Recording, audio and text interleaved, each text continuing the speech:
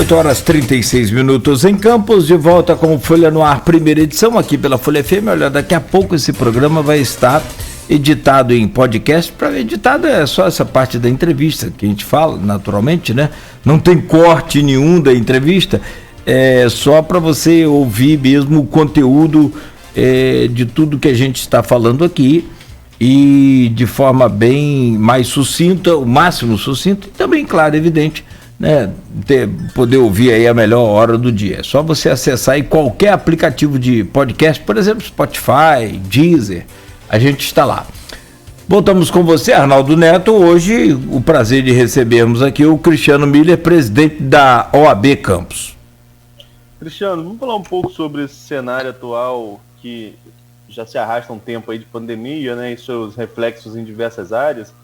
Falava no primeiro bloco das questões das flexibilizações em campos, a perda do poder de compra do consumidor, que também é impacto da pandemia no setor econômico, enfim. Você, como pró-reitor da Uniflu, nós podemos falar também sobre retorno das aulas, uma série de assuntos, além da política nacional, né, e local de combate à pandemia. Mas eu queria começar sobre o impacto dessa pandemia, sobretudo no setor judiciário. Como que foi, você como presidente da ordem, quanto houve reclamação de algum tipo de cerceamento, dificuldade de acesso, adaptação a essas novas plataformas? É claro que a gente já vem num processo de evolução, né, com o processo eletrônico, tem muita coisa mudando aí ao decorrer dos anos, mas que teve que ser acelerado devido à pandemia, audiência virtual, tudo isso teve que ser acelerado. Como que você acompanhou essa mudança dentro do judiciário? Olha, Arnaldo, tem sido muito, muito difícil, né? Na verdade, a pandemia pegou a todos, há um ano atrás aproximadamente, de surpresa quanto às suas consequências. Seguramente ninguém imaginava esse desdobramento por tanto tempo, né? Naquele primeiro momento lá, no início de março, a expectativa que se tinha é de que tudo voltaria ao normal em 2, 3 meses, né? Eu me lembro que na época, quando o então ministro da Saúde falava que as coisas voltariam ao normal em julho, todo mundo ficava de cabelo em pé, porque achava que muito antes disso já estaríamos retomando a normalidade. E o que se vê, o que se viu e o que se vê é um cenário completamente diferente. As perspectivas ainda para o ano de 2021, elas são ruins no que toca à retomada das atividades de forma normal, ou pelo menos algo semelhante ao que nós tínhamos anteriormente à pandemia. E com o judiciário, especificamente para a atividade da advocacia, não foi diferente, né? Naquele primeiro momento ali, principalmente, foi muito, muito, muito complicado. De uma hora para outra, todos os tribunais fecharam, ainda que nós tenhamos o processo eletrônico, o que para alguns casos você simplifica, permite a continuidade do andamento daquele processo, ainda existem muitos processos físicos e esses foram diretamente impactados, né? Ainda estão sendo, porque na Justiça do Trabalho, por exemplo, e na Justiça Federal, a Federal não, porque não existem mais processos físicos lá, mas a Justiça do Trabalho, em que pese tenha processo eletrônico, ela ainda tem muitos processos físicos. E esses processos estão há aproximadamente um ano sem qualquer tipo de movimentação. Então você ainda tem consequências muito graves. Mas afora essa questão, mesmo nos processos eletrônicos, a dificuldade eram grandes, né, mesmo antes da pandemia, e se tornaram ainda maiores após a pandemia, ou com a pandemia, né? Então, houve uma mudança completa da dinâmica, da organização, do relacionamento existente entre a advocacia e o judiciário, e tudo isso é muito ruim, muito delicado. Você tem uma mudança de sistemas a todo momento, você tem sistemas que não funcionam adequadamente. O nosso Poder Judiciário Estadual, aqui no Rio de Janeiro, ele está num processo de migração de sistemas, né? Do inicial, que é do processo eletrônico do TJ, para o processo judicial eletrônico novo, chamado PJE, que já era implementado em outras esferas. Isso está muito ruim, está muito instável, a todo momento cai, não há uma frequência de acesso confiável nesse sistema. As audiências virtuais mesmo, a todo momento muda qual qual software que é utilizado. O ano passado era um, esse ano já é outro. Enfim, ainda há muita instabilidade, né? Nitidamente não houve um treinamento daqueles que lidam com o sistema, né? Há uma clara dificuldade de lidar com sistemas. Nós temos reclamações, né, institucionalmente falando, nós temos reclamações de algumas comarcas em que a advocacia reclama exatamente disso, né, da dificuldade de manuseio do sistema pelos próprios servidores. E aqui não há uma crítica aos servidores, é na forma como isso é implementado, né? Como que o tribunal implementa a toque de caixa isso, e sem se preocupar com os desdobramentos. Falando em uma outra área que também você atua, é questão, como eu falei, você colocou aqui, advogado e professor, você é pró-reitor de novo, pró-reitor da Uniflu. Isso. Quase saiu 2 vezes, freei no momento certo. Mas vamos lá, você como pró-reitor do Centro Universitário Fluminense, né? E como que você vê essa possibilidade de retomada de aulas presenciais? O governo municipal vai fazer na rede pública municipal ainda esse sistema híbrido. A UENF, entrevistamos o reitor da UENF aqui na segunda-feira, só depois da vacina. Como que você vê a situação do Centro Universitário Fluminense? Vai continuar remoto? Discute-se a possibilidade de apoio presencial, mesmo que não seja aula contínua, ou já existe esse apoio e a gente não sabe? Como que está funcionando? Bom, nesse momento a gente ainda está com o ensino remoto, né? Pessoalmente, eu desejo que as aulas retomem de maneira presencial por conta da dinâmica de aula, ainda que a gente tenha conseguido um resultado extremamente satisfatório com esse ensino remoto. Ele não substitui integralmente o contato direto aluno-professor, né? Então nós temos o desejo de que isso se retome. Mas é claro que é um desejo com extrema responsabilidade, né?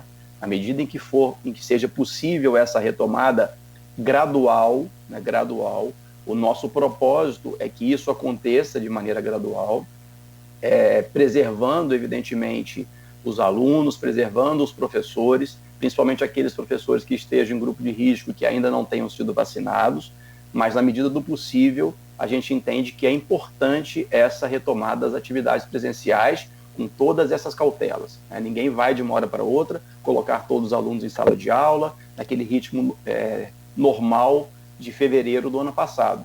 Nós temos plena consciência disso, mas também temos a consciência de que é necessário, gradualmente, e com todas essas responsabilidades e cautelas, a retomada das atividades presenciais. Nós tivemos uma experiência extremamente positiva dentro do centro universitário mesmo, que foi a retomada das atividades presenciais nos nossos cursos da área médica, que é o curso de odontologia e fonoaudiologia, né? Desde o ano passado, de meados do ano passado, junho e julho do ano passado, o MEC liberou, porque esses cursos eles têm uma peculiaridade, que são muitas atividades práticas. Então, o aluno não consegue evoluir no curso se ele não fizer as atividades práticas. Então, desde meados do ano passado, já houve uma liberação pelo MEC para que houvesse a retomada dessas atividades práticas.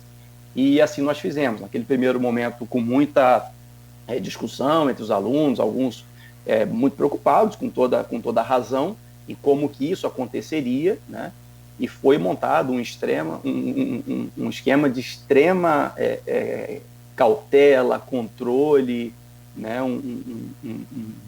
Mecanismos de biossegurança extremamente rigorosos, e a gente retomou as atividades práticas presenciais desses cursos, como eu disse, desde meados do ano passado, com extremo êxito. As atividades foram retomadas com muito sucesso, e é dentro dessa perspectiva que a gente entende que a gente pode também, mantendo todas essas cautelas, também gradualmente retomando as atividades presenciais para os demais cursos, mesmo que de forma híbrida.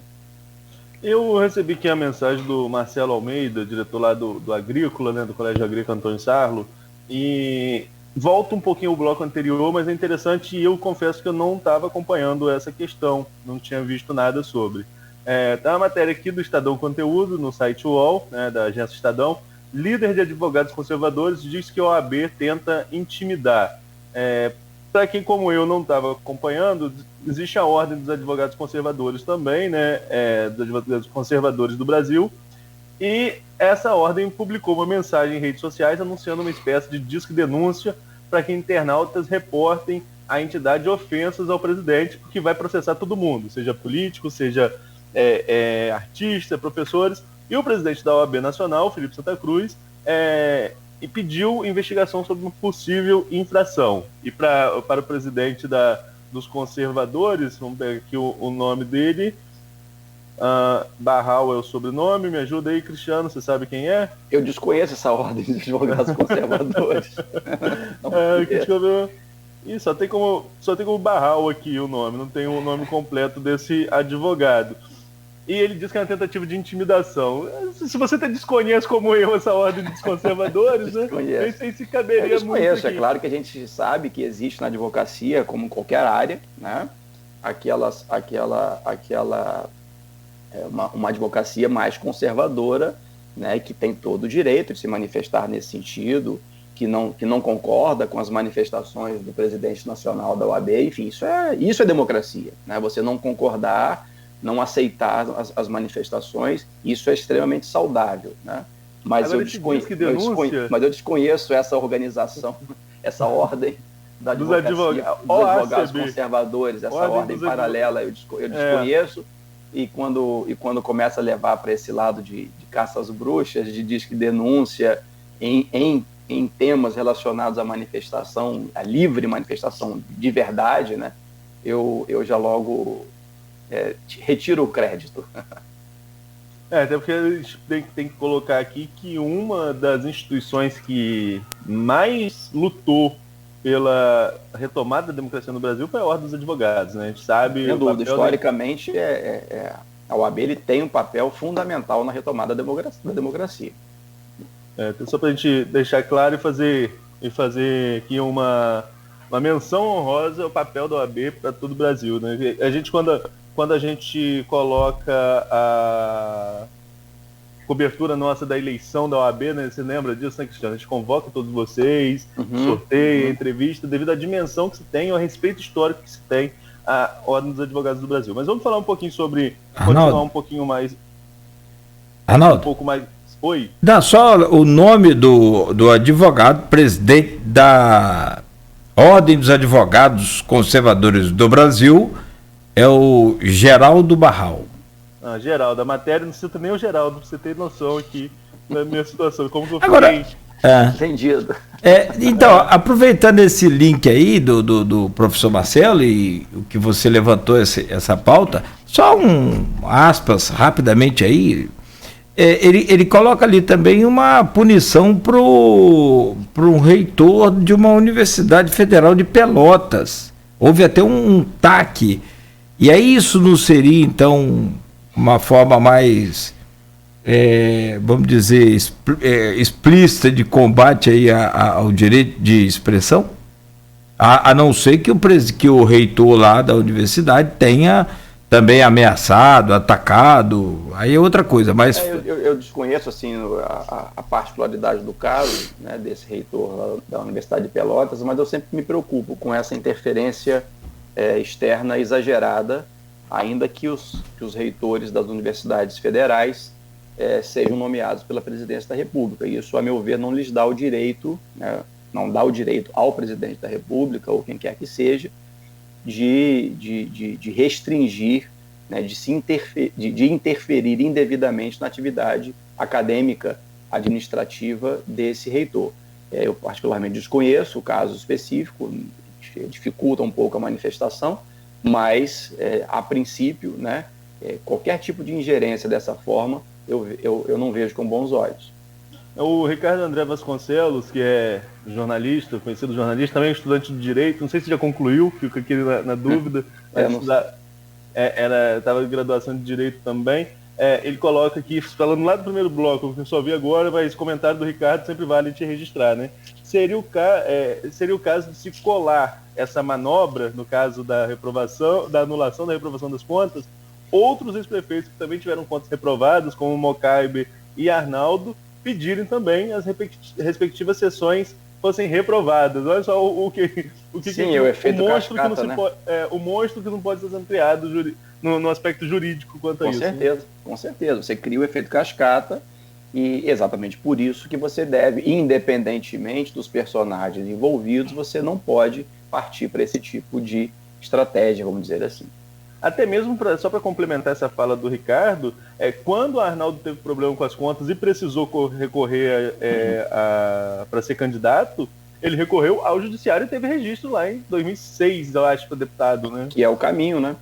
Que é o caminho que todos devem seguir caso não concordem com a maneira com a qual as contas foram reprovadas.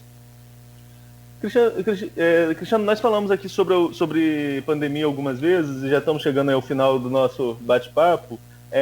E tem aqui uma pergunta do Teseu fazendo uma questão mais ampla no sentido nacional, essa política nacional de enfrentamento à pandemia. Ele coloca aqui, mesmo em meio a recorde de morte no país, temos visto as barbaridades, aí, aspas aqui, que tudo palavras do Teseu, né? Teseu é presidente do Sindipetro. Mesmo em meio a recorde de morte no país, temos visto as barbaridades que o presidente Bolsonaro tem feito no que tange o combate à Covid. Como, por exemplo, aglomerações, não compra de vacinas, comprou de 2 laboratórios ontem, a gente vai falar sobre isso no finalzinho, Nogueira. Não compra de vacinas, falta de planejamento e incentivo de não uso de máscaras. Na sua opinião, quem poderia frear tais barbaridades? No meio jurídico, nada pode ser feito? E qual a sua opinião particular da política do presidente Bolsonaro em relação à pandemia?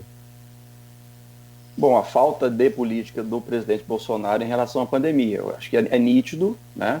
Evidente que a gente não pode colocar todo o desdobramento da pandemia na conta dele, mas é nítido, né? Ele, desde o início da pandemia, se mostrou alguém contrário a qualquer tipo de política que visasse frear a pandemia, né? Então, a pessoa pode defender o Bolsonaro ou criticar o Bolsonaro, mas a meu ver, é indiscutível que todo o caminho trilhado por ele durante esse período da pandemia foi de negar, né, a existência da pandemia, foi de permitir que tudo continuasse aberto, não havendo nenhum tipo de restrição, nenhum lockdown, e ele vem praticando isso de maneira muito, na visão dele, correta até hoje. Ele não mudou em momento algum, né? Ele está sendo agora, o Brasil está sendo quase que obrigado, né, a comprar essas vacinas, porque não está vendo outro caminho. Mas, pessoalmente, o presidente Bolsonaro não mostra nenhuma boa vontade em que as coisas sejam conduzidas dessa forma. Então, não há uma política, isso é claro, né, de combate à pandemia, é uma política negacionista que rejeita tudo e qualquer consequência advinda da pandemia. Acho que tudo tem que continuar aberto, como se não tivéssemos diante desse cenário catastrófico da pandemia. Você perguntou outras coisas aí. Do Teseu teve pergunta com relação a se haveria alguma possibilidade assim, jurídica de frear. Ele bota até entre aspas. Já se chegou a pensar nisso, né? Apesar de respeitar a liberdade, né, e a independência entre os poderes, já se cogitou, né, e não é descartada a possibilidade de uma interferência do judiciário nessas questões, né? Isso é um ponto muito delicado, né, porque você pode não concordar com a forma como se tem a administração pública, como o executivo atua, mas nem tudo é possível você chamar o judiciário. O judiciário não pode substituir o executivo nessas atitudes. Mas em casos extremos isso é necessário, né? Então, me parece que permanecendo, se houvesse a permanência na completa inércia do poder público executivo, por exemplo, uma compra de vacinas, seguramente o judiciário iria interferir nessas questões. O Supremo já havia, inclusive, se manifestado ainda que informalmente que esse seria o caminho. Então, mantendo essa omissão, o judiciário pode interferir de alguma forma por se tratar de uma questão excepcional. Agora, trazendo aqui para o campo local, nós estamos com um governo novo, né? O Vladimir assumiu agora, em 1º de janeiro. Qual a sua impressão desse novo governo e, sobretudo, nessa política também de enfrentamento à pandemia, com as flexibilizações que têm sido adotadas recentemente? O tema realmente é delicado, esse enfrentamento da pandemia, principalmente do ponto de vista local.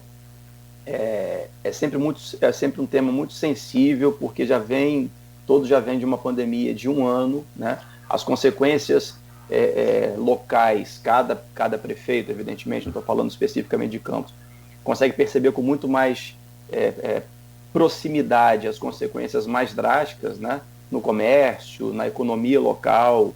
Então não é simples, né? Nós que estamos de fora, é muito fácil você chegar, criticar, falar, tem que fechar tudo e vamos controlar tudo. A gente sabe que não é simples assim, existem muitas consequências, né? E me parece que Campos vem adotando essa flexibilização, de certa forma, na contramão do que a gente vem enfrentando em outros lugares, né?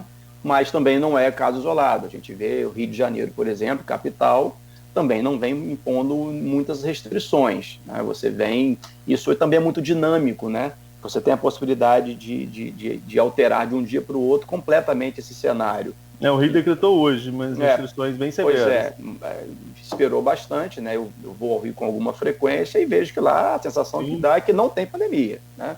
Não tem pandemia, todos os restaurantes, bares, tudo funcionando com aglomeração muito intensa, né? E vamos ver qual vai ser a consequência disso. E é possível, aí é uma mera opinião, né, que Campos também acabe tendo que restringir alguma coisa dentro dos próximos dias, mas é mera opinião. Certo, Nogueira? Vamos lá, são 8h58. Cristiano Miller, quero aqui em nome da equipe agradecer muito pela sua presença, sempre extremamente proveitosa. Está aqui, ó, inclusive o Maurício Batista, que é um dos nossos, ele é o sócio fundador aqui do clube de ouvintes. Ele diz aqui, ó, muito boa entrevista com o professor, coerente e técnica. Vou usar aqui as palavras do Maurício, naturalmente, para agradecer mais uma vez pela sua entrevista, pela sua presença e por essas colaborações aí tão importantes nesta manhã. Muito obrigado pela presença. Eu que agradeço mais uma vez, né, sempre o respeito e o carinho com que vocês me tratam, né, agradeço em nome da OAB, né, como vocês colocaram aí, e eu realmente só tenho a agradecer esse respeito que vocês têm com a instituição, com a importância da instituição, independente de quem esteja à frente da instituição, vocês sempre tiveram esse papel de respeito, né, de entender a importância institucional, e eu, em nome da instituição, então agradeço, e também em meu nome pessoal, essa oportunidade de estar aqui conversando com vocês mais uma vez. Muito obrigado. Transmita aí o nosso abraço e carinho a toda a equipe da OAB. Tem lá o Rodrigo, o Stellet, né, o Rodrigo é presidente da OAB de São Fidélis. São Fidélis, é uma figura também extraordinária, está sempre nos acompanhando. Grande amigo. Grande amigo.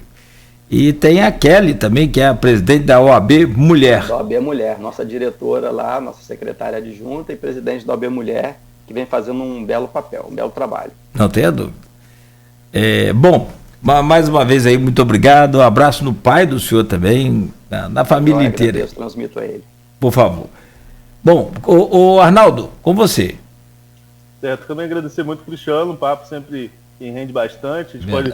A gente vem conversar direito, a gente vai para várias áreas e depois volta, as discussões nunca ficam num tema preso, né? A gente pode conversar sobre vários assuntos.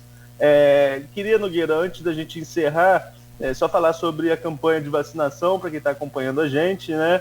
Atendimento no prédio anexo aqui dos plantadores, nas unidades básicas de saúde do Parque Prazeres e Poço Gordo, além da UPH de Morro do Coco, na UENF e no Guarulhos, em sistema drive-thru. Hoje para idosos de 86 anos. 86. Então segunda 89, terça 88, quarta 87, quinta 86, amanhã 85. Só lembrar também que há aqui uma repescagem para os idosos com 90 ou mais que não receberam a primeira dose, deve comparecer a um dos locais munidos de documentação com CPF, identidade e comprovante de residência. Então, era uma dúvida que se tinha, né, dos idosos acima de 90 que perderam aquele primeiro prazo. Exato. Só mais uma coisa, falei lá aqui quando a gente falava da vacinação. O governo, enfim, assinou o protocolo aí para comprar a vacina da Pfizer e também da Janssen, que é o braço da Johnson aí na questão de vacinas. A gente deve avançar, então, mas isso, por mais que a gente seja otimista, deve ficar lá para o segundo semestre, o que mesmo assim é um avanço. Não estou aqui criticando de maneira nenhuma, é um avanço, deve ficar lá para o segundo semestre, mas enfim, o governo avança aí um pouco nessa questão da vacinação. Amanhã a gente entrevistou o Elísio, presidente da Câmara de São João da Barra, Elísio Rodrigues, conhecido como Elísio Motos, e a gente volta a partir das 7, se Deus quiser. Bom, só para fechar então, Arnaldo, e sobre o Rio de Janeiro, que o presidente Cristiano Miller falou, e de fato realmente não precisa nem ir, ele vai ao Rio, mas... Eu estive lá recentemente também, vi que estava bem... Não é? Teve show, até teve cantor preso lá, o Belo, enfim. Agora tem aqui, pelas redes sociais, você confere as imagens assustadoras de aglomeração. Agora tem aqui, novas restrições no Rio também proíbem ambulantes nas praias, quiosques, boates e feiras de artesanatos e a permanência de pessoas. Há uma espécie de toque de recolher, né? Entre 23 horas e 5 da manhã. Não pode permanecer em espaço público, praça, essa coisa não. Muito bem. Vamos ver se o decreto vai ser cumprido e fiscalizado. Eis a questão. E vamos aguardar para ver também como é que fica Campos, e tomara que a gente esteja seguindo aí os protocolos corretos, né? Torçamos para isso. 9h02. Obrigado, Arnaldo. Mais uma vez, obrigado ao Cristiano Miller. A você de casa, das redes sociais, muito obrigado. Um bom dia. Só peço uma gentileza. Continue ligado aqui na Folha FM. Te prometo que você vai ouvir muita música de qualidade e informação a partir de agora também em 98,3. E o programa volta amanhã às 7 no oferecimento dos laboratórios Plínio Bacelar, Clínica Proteus e Dedumas Baterias.